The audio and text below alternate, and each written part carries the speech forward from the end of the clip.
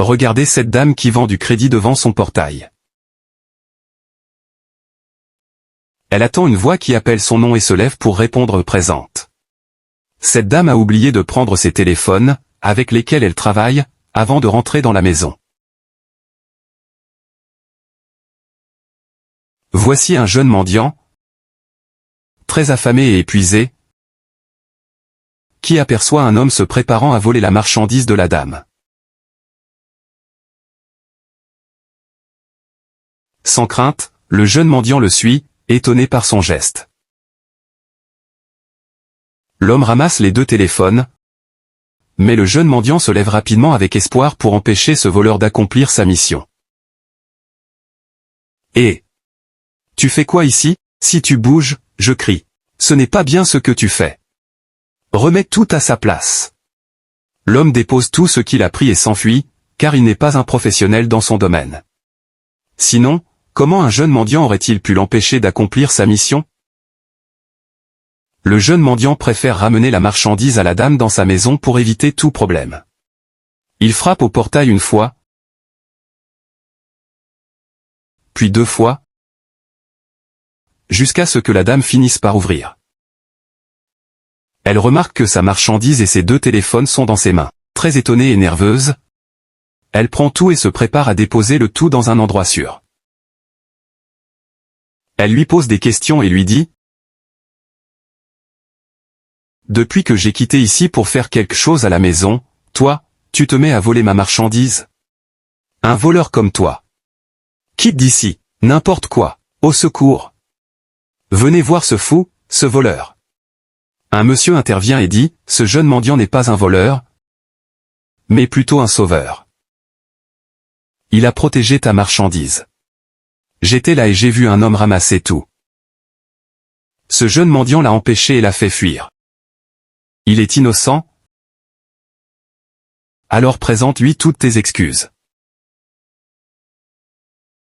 Après cette conversation, le monsieur continue son chemin. La dame, désolée de ce qu'elle vient de dire sans vérifier la vérité, regarde tristement le jeune mendiant. Touchée par son mal, elle cherche à se rattraper. Le jeune mendiant s'apprête à quitter les lieux quand la dame s'approche de lui et dit : « S'il vous plaît, excusez-moi. Je vous demande pardon. » En disant cela, le jeune mendiant répond simplement : « Ce n'est rien. » La dame insiste et lui propose d'aller lui chercher à manger. Mais, voyant que le jeune mendiant refuse, elle répète qu'elle va le nourrir. Cependant, le jeune mendiant continue son chemin sans dire un mot. La vie nous enseigne souvent à ne pas juger trop vite. Ce jeune mendiant, malgré sa condition, a fait preuve d'un courage et d'une intégrité que beaucoup n'ont pas. Ne sous-estimez jamais la valeur d'une personne à cause de son apparence ou de sa situation. Avant de condamner quelqu'un, prenez le temps de comprendre toute l'histoire. Écouter et observer peuvent éviter de nombreuses injustices. La vraie richesse réside dans le cœur, pas dans les biens matériels. Seigneur, donne-nous un cœur rempli d'amour et de compassion pour aider ceux qui en ont besoin, et apprends-nous à ne pas juger nos semblables. Amen. Regardez ce jeune mendiant qui salue 2 jeunes hommes pour demander à manger. L'un rejette sa demande et lui dit de partir, tandis que l'autre, avec un bon cœur, décide de l'aider. Il commence à se fouiller un peu partout et dit : « Hé, voilà mon téléphone là-bas. Oui, mon téléphone. J'ai de l'argent derrière mon téléphone. Va m'aider à l'amener pour que je puisse te nourrir. » Sans crainte et obéissant, le jeune mendiant s'en va humblement. À son arrivée, alors qu'il se prépare à prendre le téléphone portable, une dame sort et voit la scène. « Tu fais quoi ici ? » ?»« Mon téléphone fait quoi dans tes mains ?» s'écrie-t-elle.